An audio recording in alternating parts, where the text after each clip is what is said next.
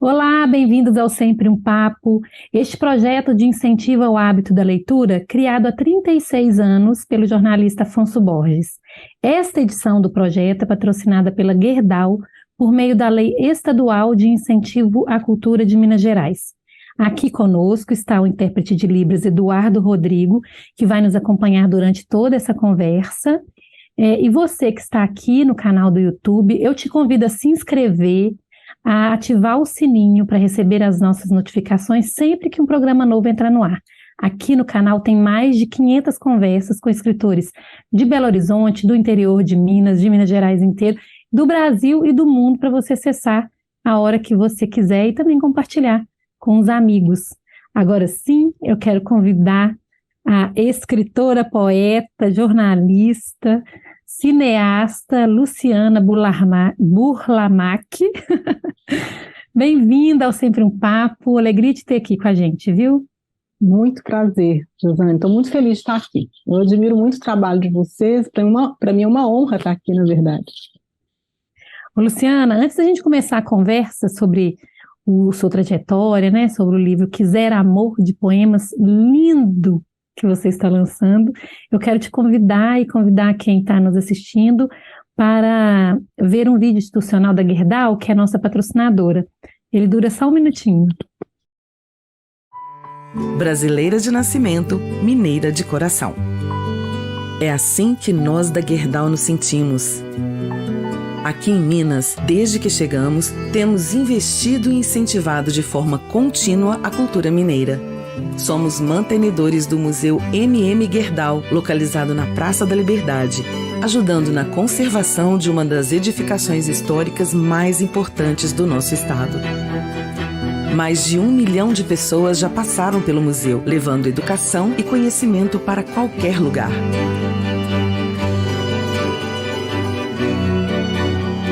Gerdau, o futuro se molda com respeito e incentivo à cultura local.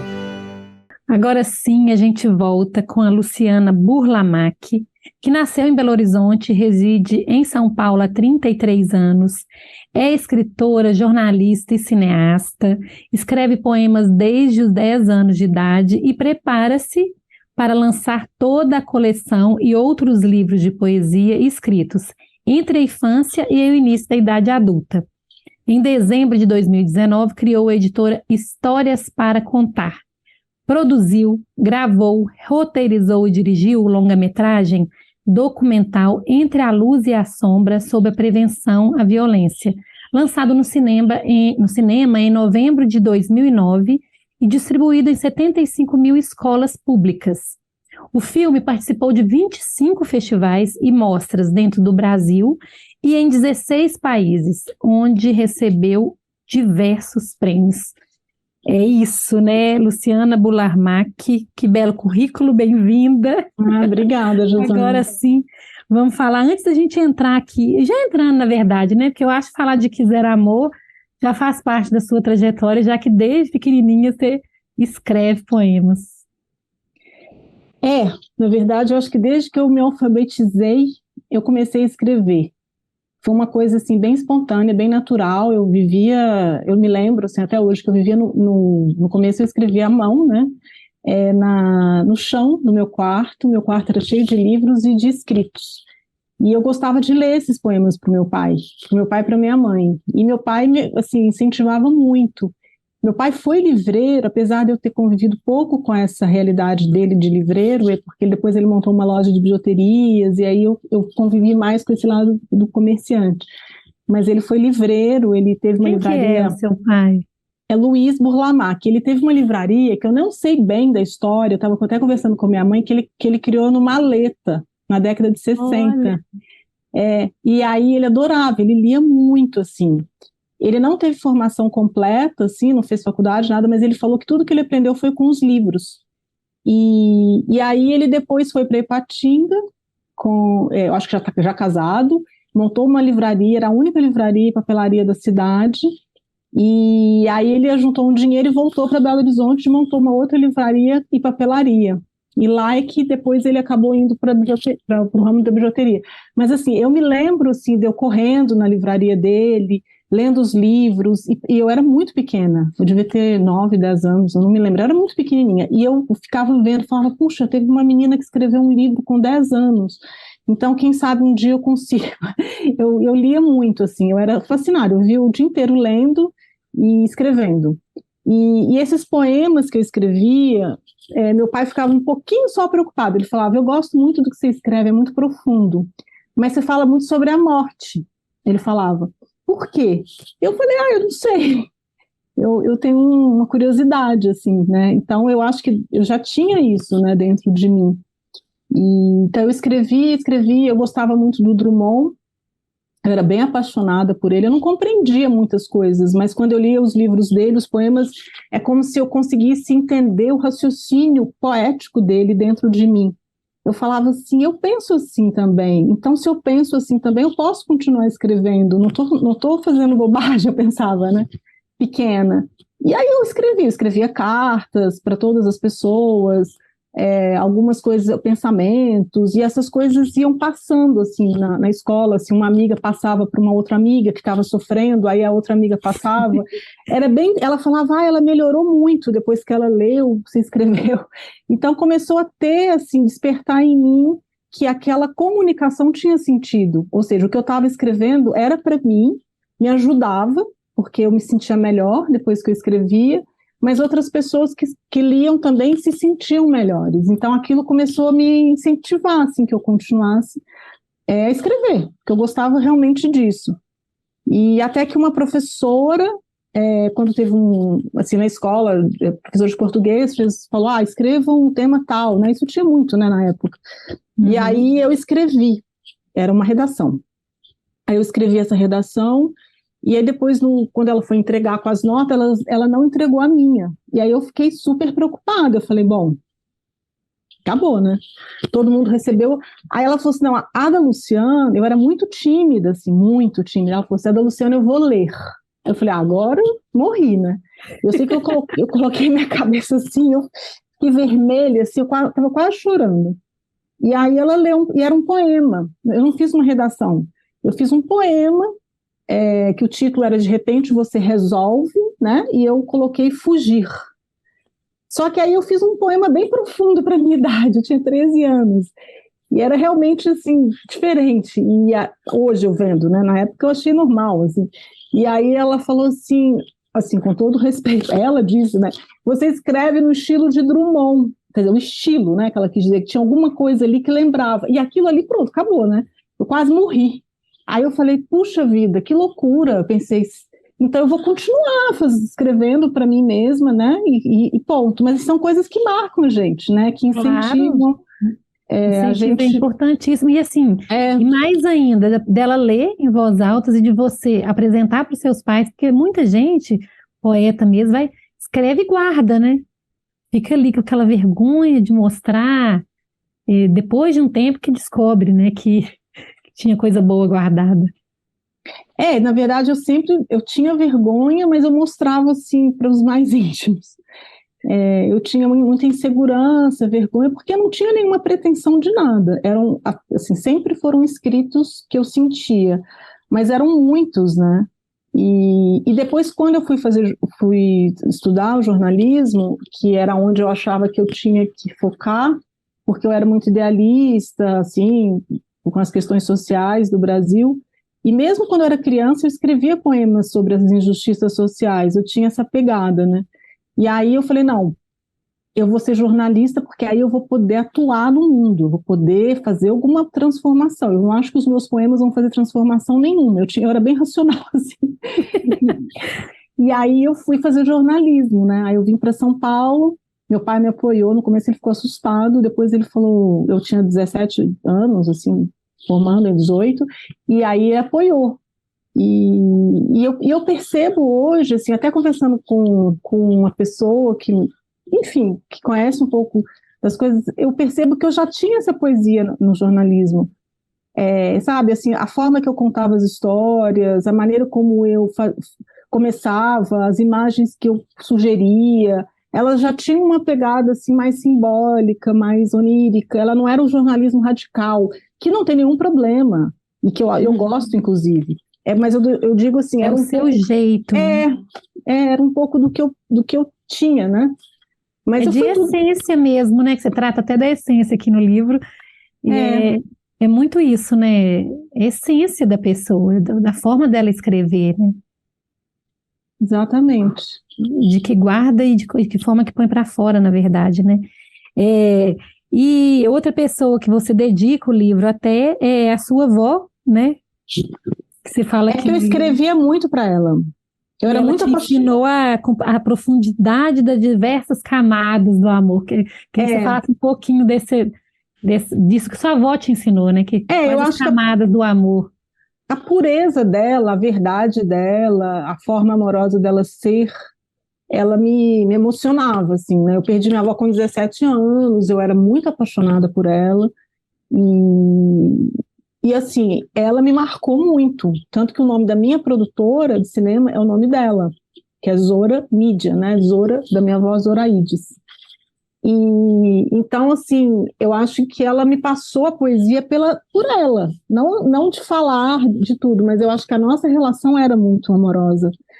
E aí eu aprendi, eu senti as coisas e escrevi. Até que um dia eu já estava mais velha, porque eu escrevi desde criança. Ela tem todas as cartas, né, que eu mandava para ela. Aí ela falou assim: você não está mais escrevendo para mim?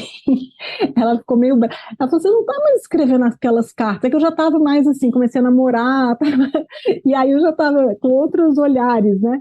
Então ela reclamou, assim, ela falou: você não está mais escrevendo aquelas cartas. Aí eu falei: não, vó, vou escrever sim. Então ela era musicista, né? Ela era uma pessoa muito sensível, ela tocava harpa, piano, então ela era uma pessoa de uma sensibilidade muito, muito sutil, assim. Então acho que a nossa convivência me inspirou. E você trouxe um pouco dela, dessa essência dela, né, dentro de você. Com certeza. Ela soltava por meio da música e você pela poesia, né? E aí você escreveu na vida adulta também, ali na adolescência, a partir dos 17 anos, continuou escrevendo e continua escrevendo até hoje, né? Continua. E como que, aí quando que deu o clique, assim, vou lançar, tá na hora? Então, foi na pandemia, né? Porque na pandemia eu acho que muita gente teve medo, né? Teve medo de morrer, teve medo de acontecer alguma coisa, e de você falar: e aí? O que me daria um grande arrependimento? E o meu arrependimento era de não ter publicado todos aqueles poemas e tudo que eu tenho escrito. E aí eu resolvi, por conta própria, investir nisso. E aí, quando eu tomei essa decisão, tudo fluiu, assim. Não que tenha sido fácil, mas as coisas começaram a funcionar. Então, eu estava com uma designer que estava fazendo um outro projeto de captação de recursos de um filme, mas eu gostei muito do trabalho dela. E eu convidei ela para fazer o livro. E eu conheci na época, assim, por acaso, na pandemia, né, o trabalho da Michelle Kingdon, que é uma bordadeira, uma artista visual da Califórnia, que borda as mulheres de um jeito muito diferente. E quando eu vi aquele trabalho numa reportagem que eu li, eu fiquei apaixonada. E aí eu tive certeza que eu tinha que publicar com aquelas imagens, porque eu sou muito visual, assim, e eu senti que eu sempre quis ter esses poemas com imagem, não como uma paisagem, mas como uma troca, né? E aí eu falei: nossa, isso aqui é exatamente o que eu sinto, eu escrevi, eu tive essa percepção. Aí eu escrevi para Michelle, assim, né?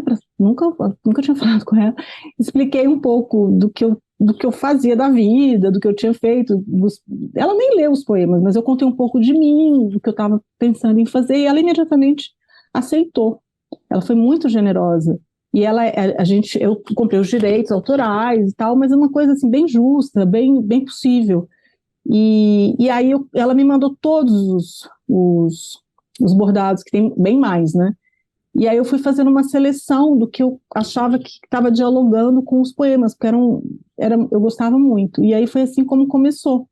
Você já tinha selecionado os poemas que entraria nesse livro Quiser Amor. Vamos mostrar a capa do livro, Guilherme, para as pessoas verem. É uma coisa maravilhosa, gente. Assim, esse traço dela do bordado é de uma delicadeza, é poesia pura, né? Pura. Você borda, Luciana? Não, eu não tenho nenhum jeito para bordado. Eu não tenho, assim, eu acho maravilhoso. Você tem a capa aí, pode usar a capa. Rapidinho, desculpa, Luciana, vamos usar. Mostrar aqui. O meu livro está todo marcado, mas pode falar, desculpa. Eu estava falando que você borda. Não, eu não bordo, mas eu gosto de bordados, eu gosto de tudo que é visual, de arte, mas o bordado eu fiquei apaixonada pelo bordado dela, eu achei de uma profundidade, de um magnetismo, de uma delicadeza, e quando a gente se conversou depois, né, no lançamento de live que a gente fez, que eu compreendi, né, porque ela é uma pessoa muito ativista politicamente, e voltada muito para as questões políticas mesmo, e do mundo, né, ela tem um olhar, assim, e do feminino. E aí eu vi que a gente tinha uma afinidade. E ela ficou 20 anos com os trabalhos dela guardados, e eu também. Eu achei que foi uma grande coincidência. Eu descobri isso na live. Ela como? Foi em uma matéria? Foi no Instagram? Não, foi uma reportagem. Eu estava em casa, deitada, lendo, assim, né, Facebook, Instagram, essas coisas, e aí apareceu uma reportagem sobre o trabalho dela, em português, inclusive. Aí quando eu bati o olho, eu falei, nossa, isso aqui tem muito a ver com o que eu estou buscando. E aí eu comecei a ir atrás dela, comecei a ver, né? E aí eu vi que tinha tudo a ver. E foi quando começou. A gente ficou 2 anos, né, para finalizar. Porque a Marcela, que fez o projeto gráfico, e ela fez uma proposta, baseado no que eu tinha conversado com ela, ela conseguiu visualizar para que fosse uma coisa mais assim artesanal, não uma coisa industrial, né, o projeto gráfico, e de colagem, para ter essa textura do bordado também no design.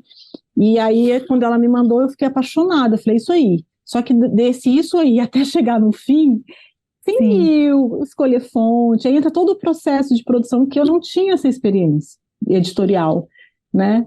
Então foi um aprendizado. E aí você escolheu primeiro os poemas, em seguida os bordados que entrariam juntos. O livro já estava pronto do ponto de vista da edição. Vai entrar esse. Na verdade, todos eles estão prontos, né? São 8 livros, que é uma coleção. E aí o que eu comecei foi fazer a revisão, que eu não mexia no livro há anos, né? Aí eu fiz com 2 revisoras excelentes, foi um processo bem profundo, porque fazer revisão de poesia não é uma coisa simples, também, eu acho, todos não são simples, mas a de poesia eu achei bem delicado, então entrou nesse processo, e em paralelo a Marcela foi fazendo a diagramação e o projeto gráfico. E eu já tinha escolhido as imagens. Eu não demorei muito para escolher, foi uma coisa assim, essa, sabe, assim, fluiu. Eu acho que eu troquei 2 ou 3 imagens. Sim, quando a gente começa a ver, assim, parece que ela leu o poema e fez o bordado, né? Mas vice-versa também funciona, né? Porque tem poemas aqui que, assim, gente, parece que esse poema foi feito para esse bordado. É impressionante, assim, o que me chamou a atenção para eles, Pedaços de Mim, é uma coisa, assim, maravilhosa, né, e que mostra ali mesmo. É isso mesmo. E a forma que vocês acharam, que eu achei bem interessante também, que você disse aí, de escolher, de mostrar a textura do bordado, né, que a pessoa logo identifica mesmo que é um bordado que está ali, esse zoom, assim, né, que a diagramadora coloca na página, né? É isso eu mesmo, achei maravilhoso. E essa escolha do nome do livro, Quiser Amor, por que esse poema para entrar aqui e ser a capa do livro? Eu acho que ele resume o livro, porque ele tem uma busca pelo amor, né? Um amor talvez utópico, acho que talvez utópico. Hoje eu percebo assim, né, essa idealização, mas não como uma coisa ruim, não, como uma coisa bonita, né? A utopia, eu acho que ela é linda. Então, eu acho que o Quiser Amor, ele reúne essa saga delicada, sofrida, vamos dizer, sincera consigo mesma, e de reflexão, e de tradução de sentimentos, e de exposição, né, da vulnerabilidade. E, então eu acho que ele põe essa pergunta, né? Quiser amor. E aí eu acho que ele saiu meio que natural, assim, quando eu escolhi. E traz as outras temáticas que envolvem as mulheres também, a perda, o amor próprio, a importância. Você toca em pontos, assim, que são fundamentais para a gente, né? Para o universo É, feminino. que eu acho que, na verdade, o que aconteceu comigo é que foi meio espontâneo, né? Não foi uma coisa planejada, eu simplesmente escrevi. E depois, quando eu fui rever isso, eu percebi que ele tinha uma temática muito monotemática, mas eu falei, no começo, assim, eu falei, puxa, mas eu estou falando muito de amor, né? E eu tenho 8 livros, só que os outros, eles têm o amor e tem outras coisas também, mas eles se misturam o tempo todo. Mas eu, assim, o que eu me permiti, né, essa liberação desse tema e continuar nele, é porque eu percebi que eram várias nuances, e que eram nuances que se complementavam, elas não se repetiam, apesar do tema ser esse. Como é, né? Como tem tantas coisas que podem ser ditas, tantas músicas e tantas formas de expressão sobre o amor. E aí eu fui deixando fluir, porque a verdade é que eu estava falando para mim mesma o tempo inteiro. Eu acho que isso que foi bom, né? Eu não estava tentando me comunicar, eu estava tentando me entender, eu estava não é nem entender, eu estava tentando deixar fluir o que eu sentia, os meus sentimentos. E aí depois eu lia no dia seguinte, porque quando eu escrevo normalmente, eu fico meio assim, normalmente, não é sempre, fico meio em transe assim, eu escrevo. Aí no dia seguinte eu vou ler. Aí eu falo, eu escrevi isso. Eu não escreveria racionalmente aquilo novamente. Impossível, eu acho. Então, eu acho que foi isso que foi passando. E aí eu percebi que tinham muitos poemas. E eu fiquei muito tempo sem escrever. Eu voltei a escrever nessa época, foi 2003, eu acho, né, que eu coloquei no livro 2003, 2002. Eu acho que eu fiquei uns 10 anos, assim, sem escrever direto, muito pouco. Depois eu nunca mais consegui parar. Aí eu fiquei direto escrevendo. Você sabe identificar, assim, o período desses poemas aqui? E mais, assim, você falando aí, né, sou eu, é muito do universo feminino, porque eu lendo vários aqui, falei, gente, sou eu todinha nesse. Eu queria Ai, que bom! Isso é assim, bom. isso aqui, esse poema fala muito de mim, eu acho que é inerente ao universo feminino mesmo, né? Muita gente que vai se identificar igual você escrevia para suas amigas, né? E tem, assim, um realismo poético muito forte. Isso é ótimo. É o que eu mais gosto de sentir, é o que as pessoas sentem, porque a gente não tem muita percepção, né? A gente tem a percepção quando a pessoa dá um retorno, e eu estou começando a ter isso agora. Eu tive muito pouco retorno porque eu não mostrava muito. Eu mostrava para alguns amigos que gostavam, mas eu não tive assim, uma exposição. Agora, teve um fato que aconteceu, Josane, que foi bem interessante, assim, que me deixou bem estimulada. Eu lembro que eu fiz a xerox dos livros, que na época eram 7 livros, né? Agora tem o 8º que eu escrevi mais durante a pandemia, na verdade, esse último. E aí eu fui numa xerox para xerocar, né? Porque eu queria mostrar, sei lá, queria ter os livros para mostrar eventualmente e tal. E eu fui no dia seguinte pegar os livros com o dono da xerox, que era um senhor assim bem assim triste, muito mal-humorado, uma pessoa assim bem fechada, bem assim estranha.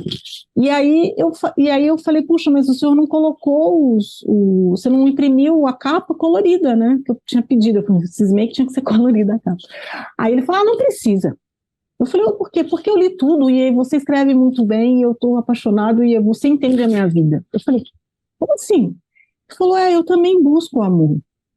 A minha família não entende o meu sofrimento, mas o meu sofrimento está todo escrito aí. E aí eu fiquei muito impactada, porque eu não imaginava que aqueles poemas tão delicados, tão femininos, né, que é aquilo que tanto toca a gente, tinha tocado aquele senhor, que tinha uma expressão muito fechada, muito ranzinza, muito... Então aquilo me estimulou, eu falei, puxa vida, então os homens também podem se interessar. E isso me emocionou muito na época. É só um episódio, assim. Mas é assim, o amor é para todo mundo, né? Claro. A dor do amor, a alegria do amor, né? É interessantíssimo você falar isso, porque Às vezes a gente fica bem focada ali, né, no universo feminino, mas acaba que o sentimento é para todos, né? Eu acho que ele tem esse olhar feminino muito, muito forte, isso é inevitável, e eu acho que isso é o que eu gosto bastante. Mas eu fiquei surpresa de repente, ter alguém, né, que não é desse universo mais sensível feminino, e também se sensibilizar. E aí a gente vê que a gente se surpreende às vezes quando, né, quando você publica alguma coisa, ou quando alguém tem acesso ao que você escreve, que ó, quem você menos espera pode se ver ali também, né? Então isso foi bem bacana também. E vai receber muitos retornos, né? Porque quando você publica aí, o livro é do mundo, né? Vai chegar confissões e opiniões, assim, das mais variadas. Uma coisa que me chamou a atenção aqui também na capa do livro, que é linda, ai, que bordado maravilhoso que você escolheu para capa, é que não é o bordado do Quiser Amor, né? É de outro poema, e eu queria que você falasse isso, essa escolha da capa. Olha, essa escolha da capa foi um milagre, porque ela não ia ser essa capa. E aí, quando eu estava finalizando o livro com a Marcela e uma consultora de designer muito conhecida, e ela pegou e sugeriu a mudança. E ela sugeriu esta capa, e a Marcela também sugeriu esta capa. E aí eu fiz uma enquetezinha com um grupo de amigos, e eu pus essa capa e uma outra, que vai ficar em suspense, nem vou falar, já é essa capa. E aí ela ganhou. E aí eu falei, puxa vida, que bom que teve essa mudança final. E que realmente as pessoas gostam bastante. Então foi assim, foi uma capa escolhida depois que o livro estava já assim, praticamente na gráfica. A gente mudou, sei lá, eu não me lembro agora, mas eu acho que a gente já tinha feito uma prova. Não, a gente não tinha feito, a gente ia mandar para a prova. E ela sugeriu, ela viu o livro inteiro, ela falou, olha, a capa tem que ser essa. Não, e ela tinha razão. Muito linda, muito delicada. Vamos ler um poema? Claro! E você escolhe aí pra gente, faz a leitura. Olha, eu tenho um poema. Eu vou ler um poema mais curto. Depois, eu tenho um que eu sou apaixonada, que é o Percorro no Meu Silêncio, mas ele é longo. Posso até ler depois. Eu vou ler esse mais curto, que... Esse é qual que você vai ler? É o Tu. Ah, a gente tem até ele aí. Não tem, Guilherme? Vamos colocar ele na tela enquanto ela lê, então. Também junto com ela aí.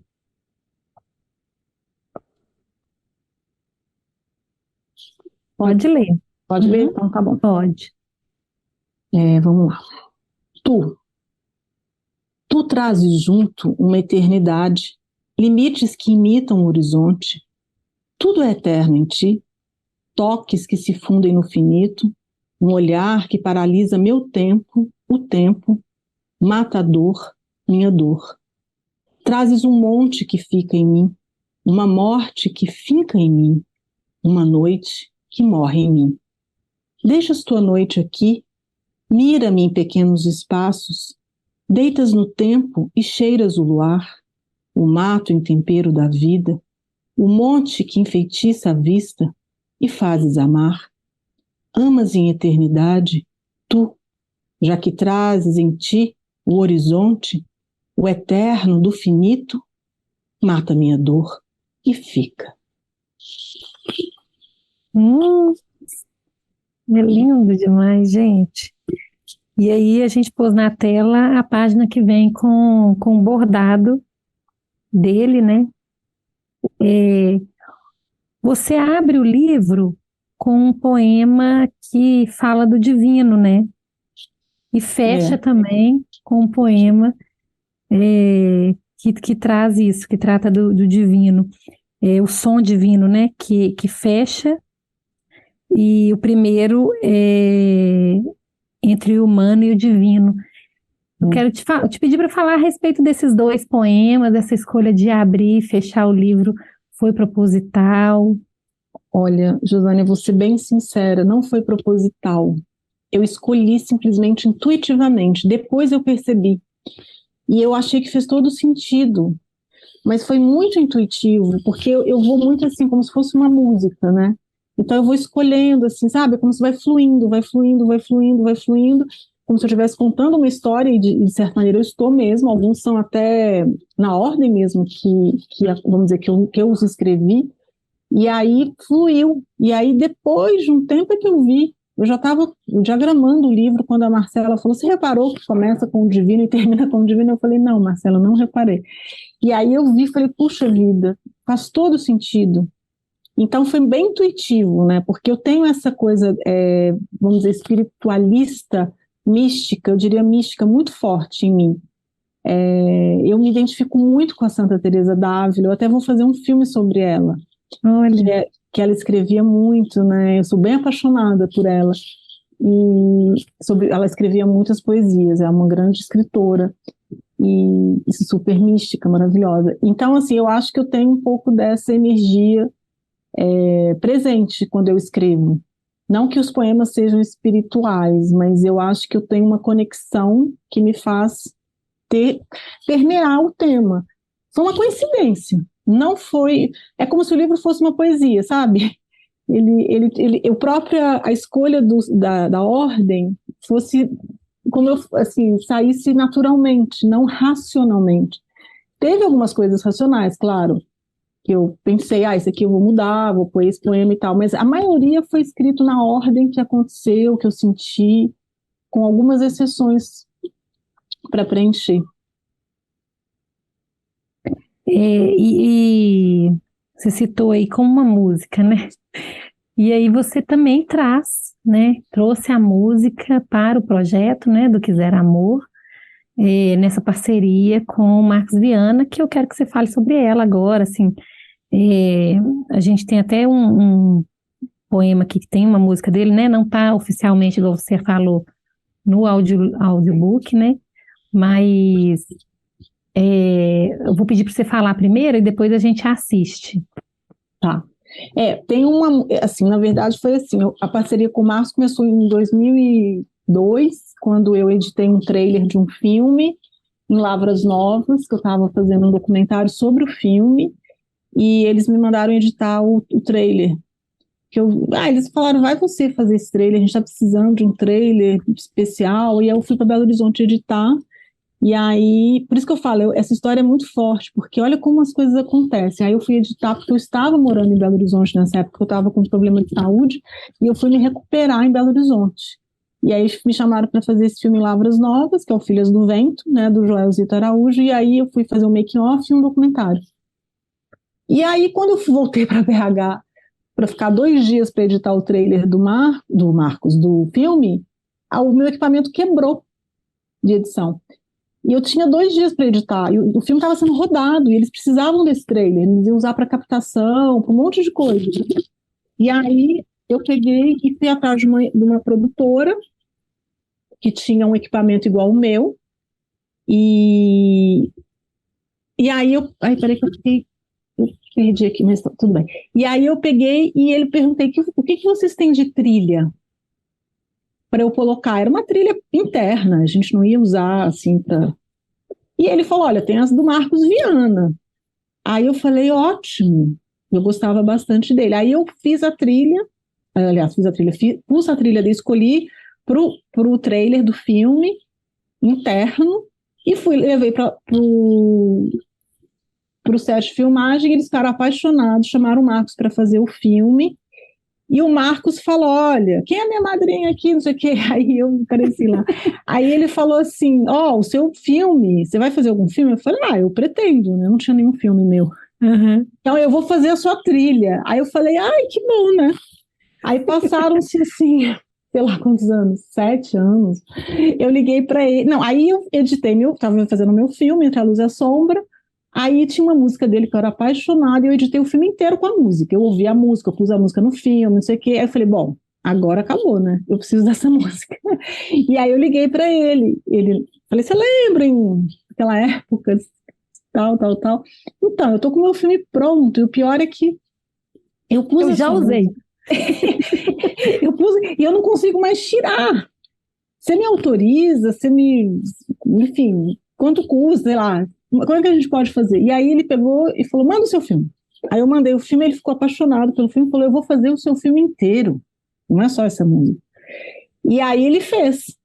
E aí começou a nossa parceria, assim, porque a gente ficou muito amigo, né, e durante esse processo de criação, de lançamento do filme, muita identificação. E aí ele pediu ele sabia que eu escrevia poesias, ele me pediu os livros, esses que eu fazia xerox. E aí ele leu, e aí ele me ligou, e falou, Luciana, você não sabe, tem um monte de música aqui. Eu falei, jura? Ele falou, é. Aí ele foi e gravou 5 músicas. Passou um pouquinho assim, eu falei, nossa, Marcos, que coisa mais emocionante. Você ouvir um poema, virar uma música, eu acho que é uma experiência assim que eu não sei explicar. Porque além de ser cantado, mas a música, né? Porque é uma outra coisa, você fala mesmo. E aí eu fiquei meio assim, eu falei, puxa vida, e isso tá guardado até hoje, olha que beleza. Aí ele falou, Luciana, tem que colocar isso, temos que lançar, porque a pandemia, eu posso morrer, tudo, as mesmas questões, né? Sim. E aí casou, e aí agora a gente resolveu. Então uma música ele pôs no álbum de 40 anos do Sagrado Coração da Terra, que ele gosta bastante, que é um poema bem simples, assim, mas que inspirou ele uma música, que é O Tempo de Amar. E eu fiquei muito feliz, muito honrada, e ele já tem cantado essa música em shows, assim, tem sido, quando ele me falou, ele falou que foi bem, bem recebido, e agora ele está lançando nesse álbum. E tem mais 4 músicas que ele fez, que eu acho que 1 ou 2 a gente talvez lance, assim, porque elas são muito interessantes. E são deste livro, agora. E em paralelo, eu fiz o audiobook, porque eu gostava de declamar, e eu resolvi declamar. E eu perguntei se a gente podia fazer juntos. Aí ele me passou todos os fonogramas dele, eram mais de, sei lá, 500, 600, não sei quantos. Uau. E eu fiz mais ou menos igual eu fiz com o bordado. Eu ia escutando e eu ia sentindo. Eu falei, essa é para esse poema, essa é para esse, essa é para esse. E aí fui editando, e aí eu fiquei durante a pandemia também. E aquilo me encantou, porque eu amei fazer isso, esse casamento. E aí fui criando uma história, né? Eu fui criando uma história do começo ao fim também. Eu acho que ali tem uma história. Tanto que a gente quer divulgar para você ouvir normalmente, aleatoriamente, mas também quem tiver a curiosidade de escutar o audiobook inteiro, do começo ao fim, com fone, sem imagem. A gente vai fazer os vídeos, a gente vai fazer uma divulgação mais elaborada, porque a gente quer fazer uma coisa bacana. Mas eu sugiro isso, assim, de ouvir também, porque eu fiz essa experiência com algumas pessoas e elas ficam muito mexidas, porque tem uma história ali. Uhum. Que eu não vou falar porque senão estraga, porque não é nenhuma história, são sensações, né? Uhum. Então a gente está com esse projeto que a gente ia lançar agora, mas ele resolveu segurar um pouquinho para fazer uma coisa um pouco, ele quer fazer vídeos, a gente vai estar, semana que vem eu vou estar em Belo Horizonte, e aí eu vou estar trabalhando com ele Nesse livro, nesse lançamento. E aí vocês vão lançar no site e vai para as plataformas digitais também? Como é que vai ser? Vai para tudo. E para quando é? Então, a gente vai ser logo, mas eu quero pelo menos fazer algumas edições com ele dos vídeos poemas, para que chegue no YouTube para as pessoas poderem ter mais acesso. E não vai demorar. Eu não sei a data exata. A gente vai saber daqui umas 2 semanas, a gente talvez tenha uma data. Porque vai depender desse planejamento de lançamento. Mas não vai demorar, não. Vai ser daqui a pouco. Vamos assistir um dos vídeos que você separou, né? Mas não é oficial, né? Um vídeo que você criou com música e com o poema. Já tá aí, Guilherme?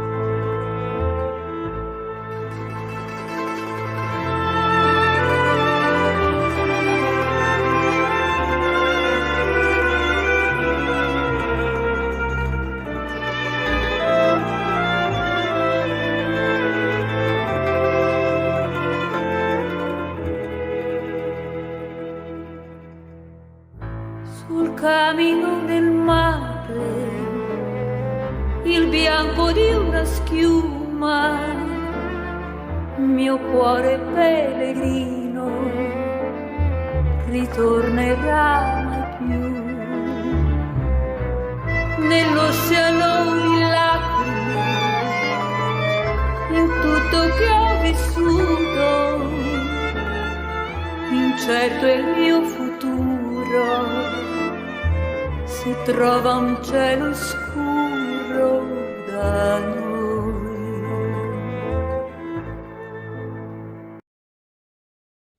E a gente viu as imagens do Amar Sem Fim e O Sol e o Fundo do Mar. Você quer comentar a respeito dessa montagem que você fez? Você mesma que editou, né? Eu estou fazendo alguns vídeos para a gente divulgar e para passar um pouco desse sentimento, até dos poemas com as músicas, apesar de não ser ainda o audiobook, mas eu já estou fazendo um pouquinho do sentimento mesmo, né? Dessa conjunção, dessa troca de poesia e música que eu gosto bastante, assim. E, bom, são poemas mais curtos, eles têm uma... É que o livro ele tem essa possibilidade de você ler como se fosse uma história.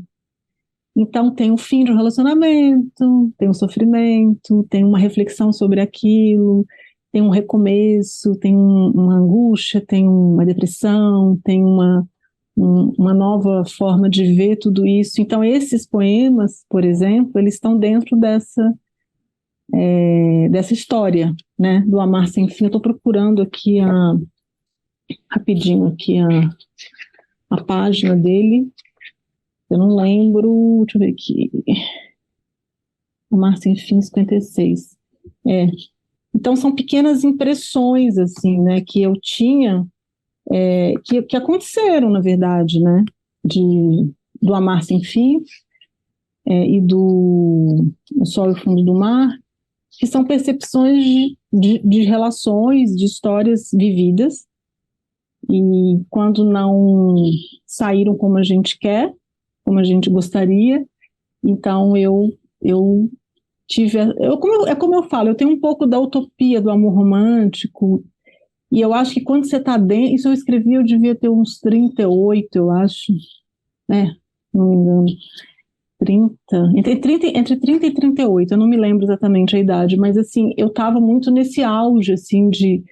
um momento que eu vivi muitas histórias, assim, e então foi bastante intenso. Eu sempre fui muito dedicada ao trabalho e a temas de violência, a temas de questões da violência policial, né, toda a minha trajetória foi voltada para isso, o sistema prisional, e em paralelo existia uma mulher, né? Existe os sentimentos, existia uma fragilidade, existia uma outra pessoa, ou pelo menos aparentemente uma outra pessoa, né?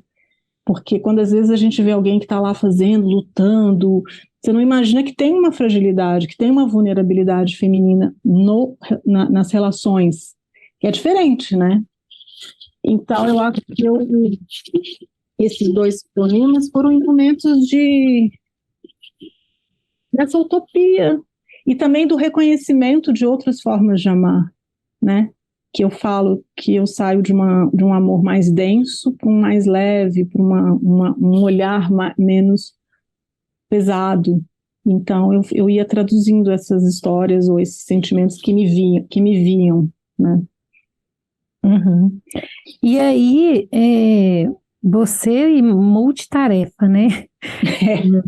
Cineasta, roteirista, jornalista, e agora fundou uma editora, né? Esse processo de fundar a editora, como é que foi, assim? Foi quando eu decidi publicar o livro, que eu falei, bom, eu quero então fazer pela minha editora, porque eu me percebi uma pessoa, assim, que gosta de uma autonomia, porque quando eu fui repórter de TV, muito nova, tinha 20 anos, eu já levava as pautas. Eu era não era uma rebeldia ruim, era uma rebeldia proativa. Então eu já chegava com a matéria, eu já falava, olha, eu acho que a gente podia fazer isso, isso e isso. eu acho que a gente podia fazer isso, isso e isso. Então eu gostava, assim, de trazer as ideias. E aí, quando eu fui para os Estados Unidos trabalhar com um videojornalista, quando eu conheci ele no Brasil, ele fazia tudo, ele fazia câmera, ele fazia o áudio, ele fazia a direção, ele entrevistava, ele investigava, ele produzia, ele era completamente independente. E eu gostava disso. Não de você não ter um trabalho colaborativo, eu gosto, mas você ser autônomo, ou seja, você chegar num lugar e poder fazer tudo. Que hoje é mais comum isso, né? Sim. Você grava, você edita e tal, mas naquela época, no começo da década de 90, não era comum. E eu gostava muito do olhar dele, o John Alpert, que era um olhar de você filmar a pessoa, você tá com a câmera e ela, era você e ela. E eu falei, isso é muito mais verdadeiro do que eu, como repórter, ficar interferindo, ficar quebrando aquela relação. Eu quero, o repórter, o câmera, a luz e tal, naquelas situações mais assim, que você tem que estar muito íntimo com a pessoa, é muito bom você ter isso, essa independência. Então, quando eu fui para lá, eu aprendi a gravar, eu não sabia gravar nada, eu aprendi a gravar, eu trabalhei na televisão dele, era uma TV para jovens videomakers, que queriam aprender do mundo inteiro. E aí eu fui fazer estágio lá e acabei aprendendo a editar manualmente. Na época eu sabia editar, mas não sabia operar nada. Gravar e virei videomaker. E aí eu fazia tudo. E eu fiquei bem feliz com isso, eu adorava. Então eu acho que depois, essa coisa da editora, ela tem também um pouco disso. Não que eu queira fazer tudo, não é isso. Eu adoraria ter uma equipe, estou tentando montar, estou montando, mas eu gosto de participar do processo criativo, né? Eu gosto de ter uma autonomia, que eu jamais poderia fazer esse livro numa editora hoje, como meu primeiro livro, vamos dizer, é um livro mais caro, né? Eu tinha que investir mesmo, eu acredito. Acho que demoraria muito para eu conseguir. Então eu resolvi, eu fiz com uma paixão mesmo. E aí colocou Histórias para Contar, que é lindo esse nome também, né? Esse nome veio muito de Nova York, assim, porque lá, assim, eu sempre tive essa sensação de que tinha muitas histórias para contar. Eu falava, nossa, aqui tem milhões de histórias para contar, e aí eu fiquei com isso na minha cabeça desde aquela época. Eu falei, um dia eu vou usar esse nome. E quer contar histórias, né? Sim. E aí apareceu a oportunidade. Maravilha. Nosso tempo está acabando aqui. Eu acho que a gente podia encerrar. Você pode, né, colocar suas considerações finais e também a gente encerrar com um poema, né? Pode ser. Eu espero, sim. Agora eu estou com esse projeto de entrar mais seriamente nesse mundo literário, de poder me dedicar mais a escrever, né? Então eu tenho alguns projetos de cinema, mas eu quero escrever os projetos, eu quero escrever o roteiro, eu quero me dedicar à escrita mesmo. Eu estou nessa fase assim criativa e é o que eu gosto de fazer. O cinema ele exige muito, né? Muito empenho físico, inclusive, né? De trabalho, e eu estou querendo ficar mesmo escrevendo e lendo mais. E aí eu quero investir ano que vem em publicar os outros livros. A partir desse livro, abrir para que os outros livros também sejam publicados. Ai, que maravilha. Boa sorte com a editora. Obrigada. Com seus projetos de filme. Nossa, é uma alegria, né? Quando a gente ouve, né? Falando que está abrindo uma editora nova, quer dizer que tem livro, tem incentivo à leitura, né? A literatura, que é um trabalho, assim, de formiguinha que todo mundo vai fazendo junto, né? Para continuar publicando, incentivar mesmo as pessoas a lerem, né? Ainda mais poesia. Então, assim, te agradeço pela sua participação aqui. Então, para mim é um prazer. Para mim é uma honra estar aqui. Eu admiro muito vocês todos. E acho que o Sempre o Papo é um projeto importantíssimo para o Brasil, né, de incentivo à leitura, de incentivo a essa conexão mais profunda mesmo, né, com a gente mesmo, que seja, porque a leitura ela exige um tempo, né, ela não é aquela coisa rápida. Então eu sou muito admiro bastante o que vocês fazem. Eu vou ler então. Vou ler que é o poema que vai ser o primeiro do audiobook, que é o poema que eu mais gosto. Se chama Percorro no Meu Silêncio. E eu estou editando um videoclipe dele, e quando estiver pronto ele vai estar no ar daqui a um tempo. Qual que é a página dele que eu quero acompanhar com você? 74. 74. Achei. Que lindo. A música do Marcos está tão linda com esse poema. Uma pena que não ficou pronto o vídeo, mas em breve ele vai estar. Tem ele aí, né, Guilherme?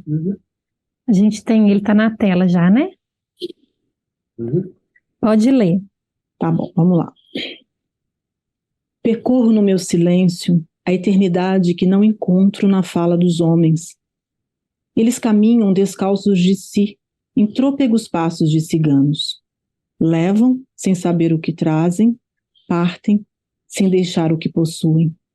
São nômades de almas criadas pelo breu, deixam suas sapatilhas nas marcas de suas pegadas, como restos que não sabem usar. É ouro que brilha na lama. Percorro com meu olhar a distância entre a onda e o infinito. Vejo luas que se despedem do horizonte para se tornarem a alma do mar.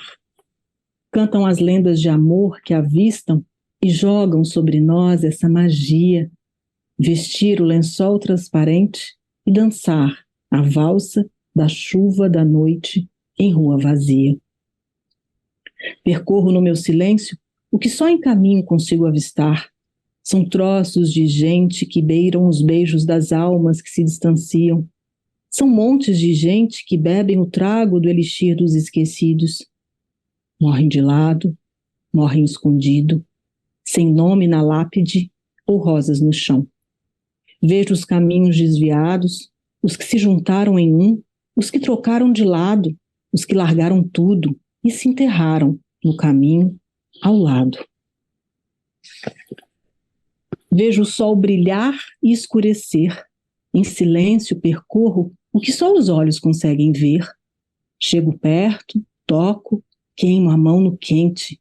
Sorrio em dor de saber que fui sem saber de nada. Os tons do crepúsculo anunciam a passagem para o eterno, a impermanência de cada segundo que passa, o fim em ciclos de fios cadentes que ressurgem a cada folha seca que cai. A transformação vem em sombras, fica em cores e se eterniza na marca do tempo. Este que nunca para, nunca fica, nunca finda, nem nunca vai. É presente no passado, futuro no presente. Ele não demarca o que é, nem o que vem, foi ou será. Isto é nosso, ele é. Percorro no silêncio do meu olhar a vida, e de tanto atar-me ao átomo dela, e por tanto amá-la no caminho, torno-me ela. Muito lindo. Nossa, gente, esse livro é de guardar na cabeceira e ler, voltar nele sempre, poemas lindos. Grata pela sua presença aqui, por compartilhar conosco o seu trabalho, sua trajetória, contar sobre esse processo de produção linda e desejo muita sorte nessa caminhada. Obrigada. Que vem por aí de 8 livros. Muito obrigada, viu, Luciana? Feliz muito obrigada de te conhecer. Eu também, muito obrigada também. Então é isso, até a próxima. A gente está aqui no canal do YouTube, eu te convido para se inscrever, para acessar o sininho, ativar, né, o sininho, para você sempre ser notificado quando um programa novo entrar no ar, igual esse que a gente fez agora, essa conversa maravilhosa com a Luciana Burlamac. Até a próxima.